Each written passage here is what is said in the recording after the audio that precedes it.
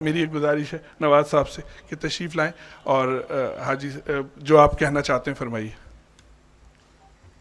الحمدللہ والصلاة والسلام علی رسول اللہ۔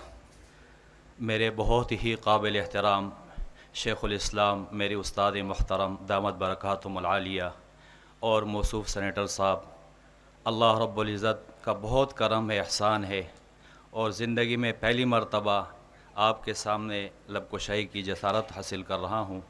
الحمدللہ حرمین کا سفر ہوا زندگی میں پہلی مرتبہ، وہاں جیسے پہلے سنتے تھے، لیکن اس مرتبہ جو دیکھا الحمدللہ مدینۃ المنورہ سے لے کر مکۃ المکرمہ، پھر وہاں امور، تمام امور، الامور علی ما یرام جس کو کہتے ہیں، تمام امور اپنی جگہ پر، اور خصوصاً ہمارے جو حجاج کرام سے جہاں رابطہ تھا، جہاں اٹھنا بیٹھنا تھا، گاڑیوں سے لے کر کھانے پینے سے لے کر انتظام سے لے کر خصوصاً ہوٹلوں کے انتظام، یہاں سے ساری ترتیب الحمدللہ، اور تقریباً 90% حجاج کرام ایسے تھے کہ الحمدللہ ان سے جو نا کہ زندگی میں بہت ساری سفر کیے، لیکن یہ سفر ایک یادگار رہا اس لحاظ سے کہ ہم نے عبادت اپنی وقت پر کی اور سارا نظام اپنی ترتیب پر تھا۔